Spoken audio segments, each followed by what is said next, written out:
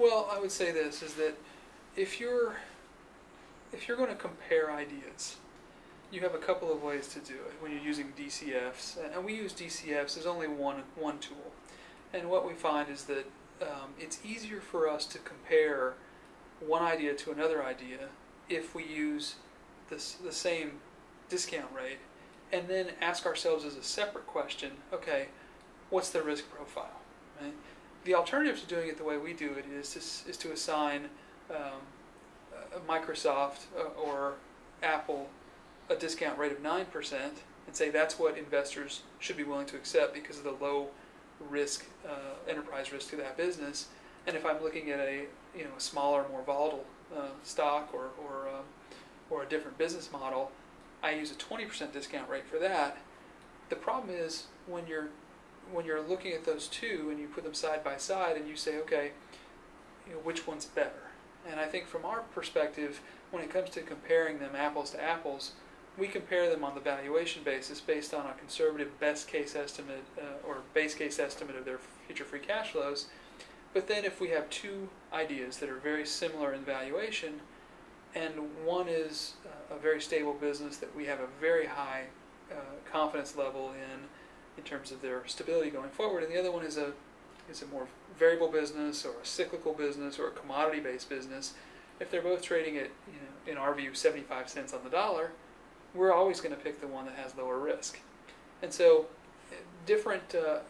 obviously different people could have different views on how you do it, but we found that just from comparability's sake, if you're in the business of comparing company A to company B to company C to company D at various prices, we find that it's easier to say, okay, let's compare them based on what we think the base case valuation is, and then if they're close, we'll pick the one that we think has a lower risk profile.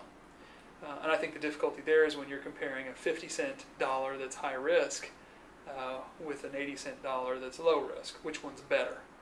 Well, it depends, I think, a lot on your mindset and what you're trying to accomplish as a manager and what strategy you're in. But generally, we would say we're going to take the lower risk business over the higher risk business unless the discount of the higher risk business is dramatically bigger.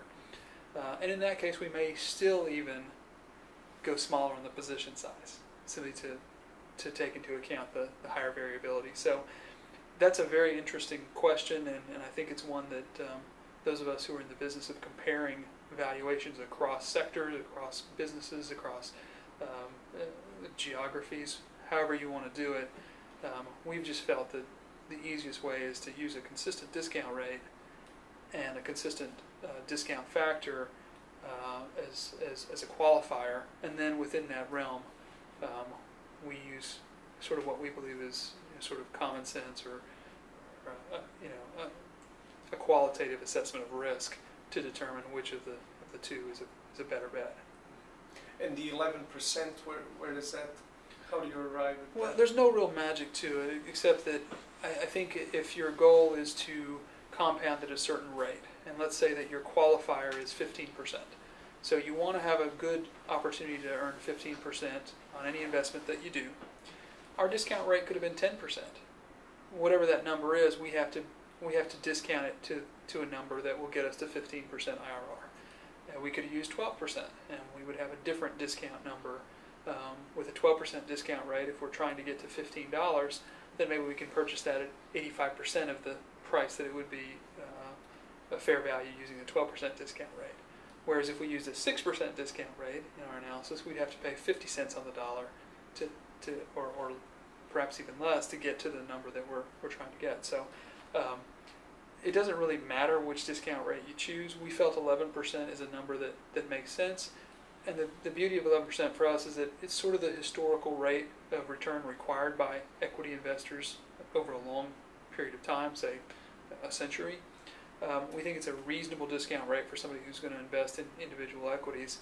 But then the other thing is that we feel like if we can identify good businesses that trade at a fair value that discounts 11%, if we pay a discount to that, if everything goes wrong, we hope that we can at least earn the 11%.